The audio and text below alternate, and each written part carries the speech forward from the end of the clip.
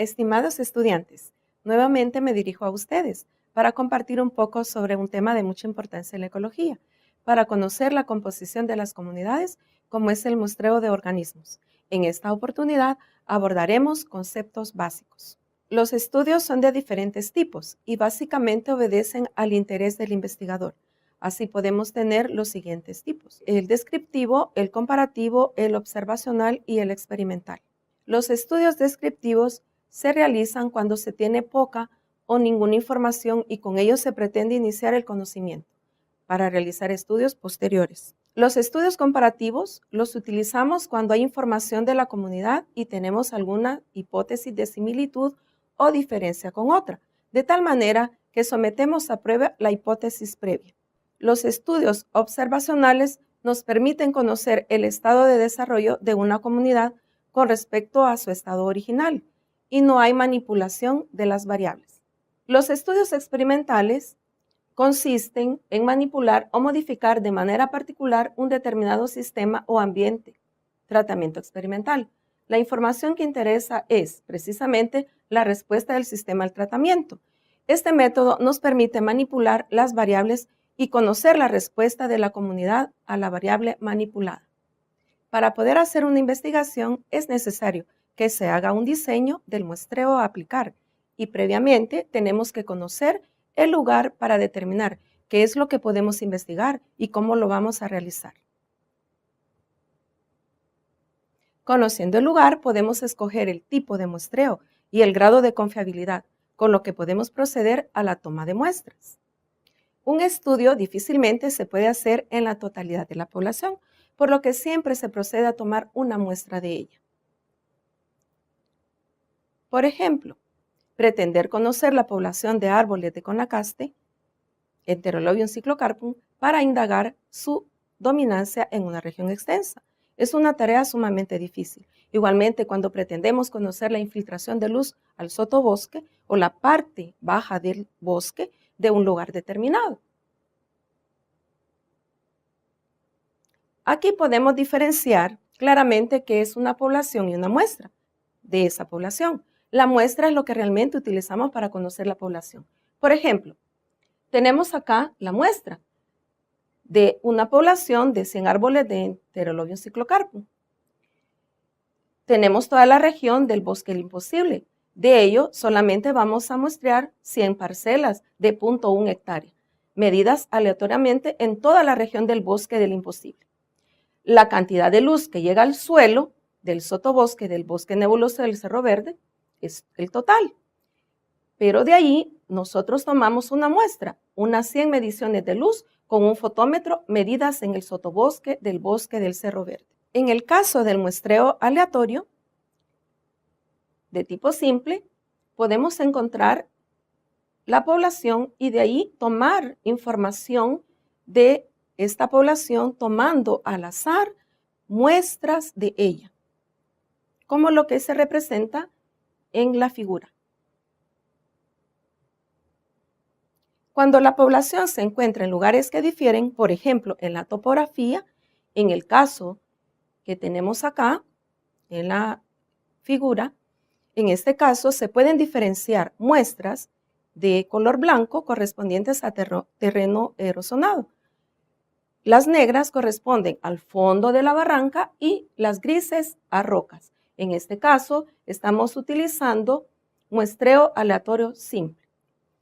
Pero cuando nosotros hacemos esta diferencia, nos referimos al muestreo aleatorio estratificado. Cuando se realiza un muestreo, hay que diseñar una hoja de registro de datos que se tomarán en el campo. Y en ella vamos a tomar en cuenta aquellos datos que nos van a ser útiles para el posterior análisis.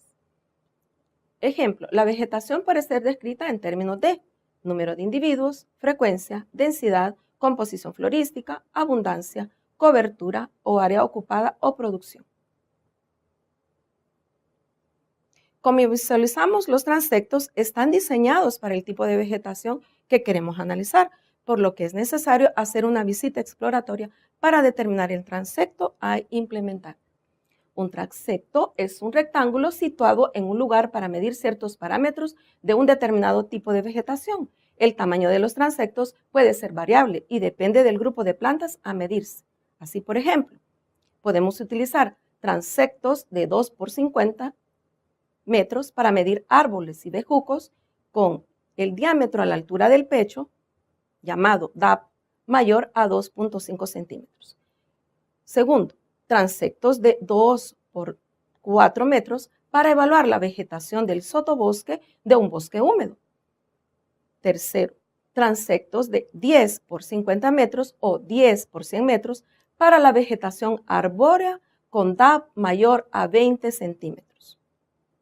Cuando estamos muestreando en el campo, nosotros podemos utilizar una línea imaginaria recta que nos ilustra dónde podemos nosotros ubicar transectos dependiendo pues del tipo de vegetación a considerar. Por ejemplo, lo que se muestra aquí en la figura. Podemos utilizar cuadrantes más grandes o cuadrantes más pequeños, dependiendo entonces del tipo de vegetación que nosotros estemos muestreando. Uno de los métodos para muestrear es el método del cuadrado, y este se emplea para diversos tipos de vegetación, como la herbácea, la arbustiva o la arbórea. Aquí se utiliza el DAP, el diámetro a la altura del pecho. Normalmente se utiliza la altura de 1.30 centímetros. Bueno, esto es dependiendo de la altura de la persona. El método del cuadrado o cuadrante consiste en colocar un cuadrado sobre la vegetación para determinar la densidad, cobertura y frecuencia de las plantas. El tamaño del cuadrante depende de la forma de vida y de la densidad de los individuos. Primero, para muestrar vegetación herbácea, el tamaño del cuadrante puede ser de 1 metro cuadrado. Para muestrear bejucos o arbustos, el tamaño puede ser de 1 metro cuadrado o de 16 metros cuadrados.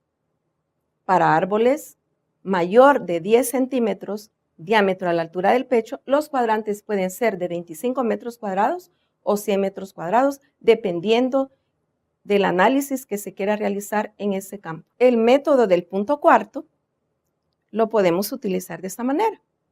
Cada 10 o 20 metros y en una línea imaginaria se establece un punto y a partir de él se toma en cuenta el árbol más cercano hasta completar 4, como lo vemos en la figura. Completamos entonces 4 árboles a partir de un punto de referencia. Método de marcaje y recaptura. Esto se utiliza en animales. Consiste en la captura, marcaje y liberación de animales de una especie o 2 veces, 3 veces, dependiendo del tipo de muestreo que se quiera realizar.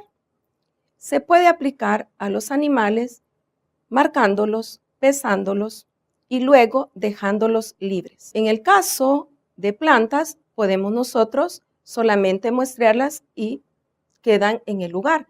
En el caso de los animales, tenemos que tomar captura y luego tomar las muestras necesarias para el estudio que se quiera realizar.